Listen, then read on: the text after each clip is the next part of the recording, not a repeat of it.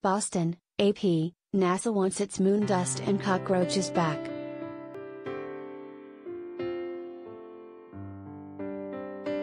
The space agency has asked Boston-based RR Auction to halt the sale of moon dust collected during the 1969 Apollo 11 mission that had subsequently been fed to cockroaches during an experiment to determine if the lunar rock contained any sort of pathogen that posed a threat to terrestrial life.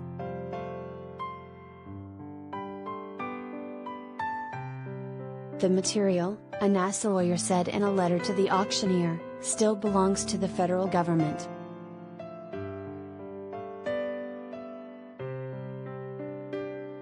The material from the experiment, including a vial with about 40 milligrams of moon dust and 3 cockroach carcasses, was expected to sell for at least $400,000, but has been pulled from the auction block, RR said Thursday.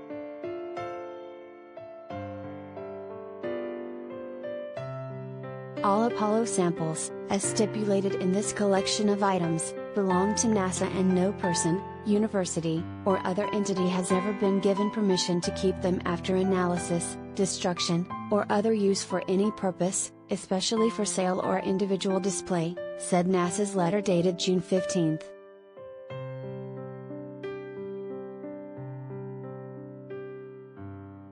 It went on, "We are requesting that you no longer facilitate the sale of any and all items containing the Apollo 11 lunar soil experiment, the cockroaches, slides, and post-destructive testing specimen, by immediately stopping the bidding process," NASA wrote.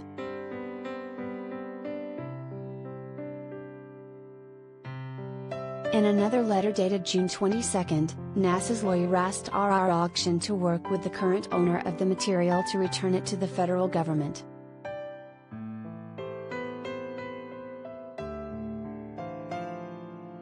The Apollo 11 mission brought more than 47 pounds, 21.3 kilograms, of lunar rock back to Earth. Some was fed to insects, fish and other small creatures to see if it would kill them.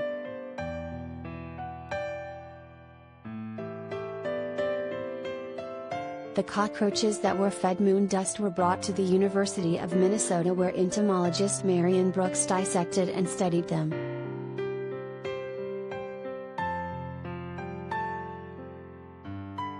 "I found no evidence of infectious agents," Brooks, who died in 2007, told the Minneapolis Tribune for an October 1969 story. She found no evidence that the moon material was toxic or caused any other ill effects in the insects, according to the article.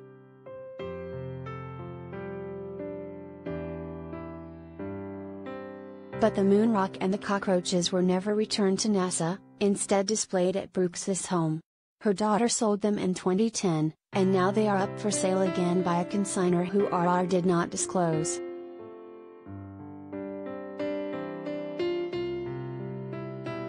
"It's not unusual for a third party to lay claim to something that is being auctioned," said Mark Zide, an attorney for RR Auction.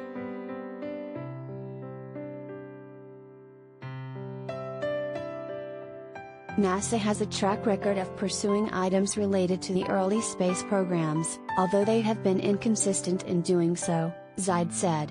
By its own admission, NASA acknowledged in one of its letters that it did not know about the previous auction of the cockroach experiment items.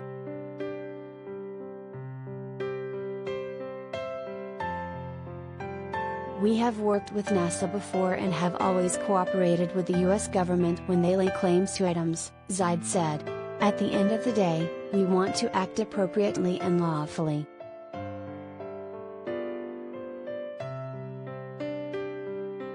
RR Auction is holding on to the lot for now, but ultimately, it's up to the consignor to work something out with NASA, he said.